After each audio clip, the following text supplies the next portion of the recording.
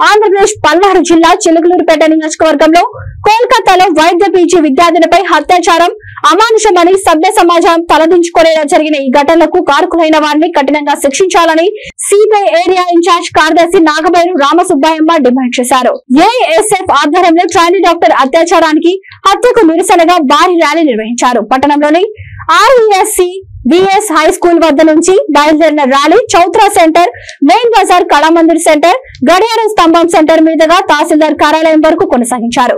ఈ కార్యక్రమంలో ముఖ్య అతిథిగా పాల్గొన్న సుబ్బయ్యమ్మ మాట్లాడుతూ వైద్య విద్యార్థిపై అమానుషంగా దాడి చేసిన నిందితుడిని కఠినంగా శిక్షించాలని, ఇలాంటి ఘటనలు పునరావృతం కాకుండా చర్యలు తీసుకోవాలని డిమాండ్ చేశారు.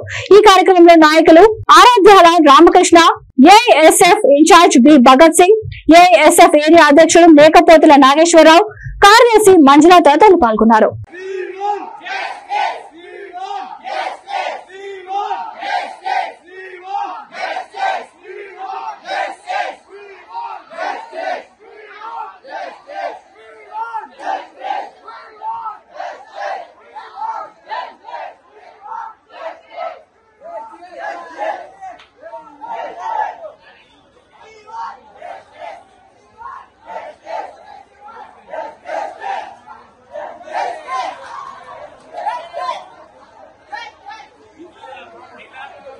అందరికీ శిక్షలు విధించాలని చెప్పేసి ఈ రోజు మనం ఏఎస్ఎఫ్ స్టూడెంట్ యూనియన్ ఆధ్వర్యంలో నిరసన ర్యాలీ చేపట్టాం.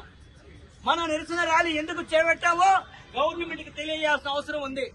మనం అందరం గొంతు చించుకొని వై వాంట్ జస్టిస్ అని చెప్పేసి ఈ ఎండలో మన క్లాసులన్నీ బాయ్కాట్ చేసి ఎంఆర్ఓ ఆఫీస్ కి ఎందుకు వచ్చామంటే రాష్ట్ర ప్రభుత్వానికి మనం రక్షణ కల్పించాలని తెలియజేయడం కోసం వచ్చాం.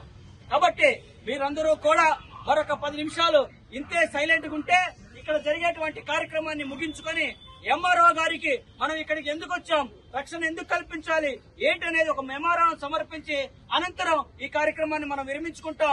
దయచేసి స్టూడెంట్స్ అందరూ కూడా నిశ్శబ్దంగా ఉండవలసిందిగా కోరుతా ఉన్నాం. ఈ యొక్క కార్యక్రమానికి విచ్చేసినటువంటి కొంచెం అందరూ వెడంగా ఉన్నట్టు అందరూ ఫ్రీగా ఉన్నట్టు తమ్ముడు ఈ కార్యక్రమానికి విచ్చేసినటువంటి భారత కమ్యూనిస్టు పార్టీ చిలకలూరుపేట నియోజకవర్గ కార్యదర్శి, రాష్ట్ర మహిళా సంఘం నేత కమ్రేడ్ నాగబైరు సుబ్బయ్యమ్మ గారు ఈ యొక్క కోల్కతాలో జరిగినటువంటి ఘటనలు భవిష్యత్తులో మహిళల మీద ఎటువంటి ఘటనలు జరగకుండా ఆమెని విద్యార్థులను ఉద్దేశించి ప్రశంసించవలసిందిగా కోరుతా ఉన్నాం.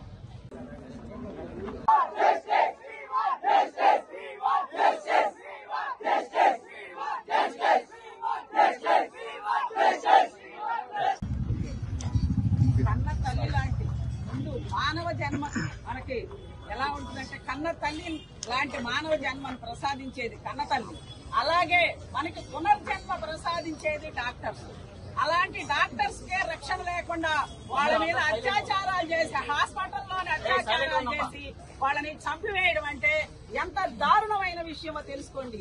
ఏ ఆడపిల్ల కూడా ఎక్కడికి వెళ్తున్న కాలేజీకి వెళ్లి ఇంటికి వచ్చిన దానికి కానీ లేదా బయటకు వెళ్లి ఇంటికి వచ్చిన దానికి కానీ ఎవరికి కూడా రక్షణ లేకుండా ఈ ప్రభుత్వాలు వ్యవహరిస్తూ ఉన్నాయి.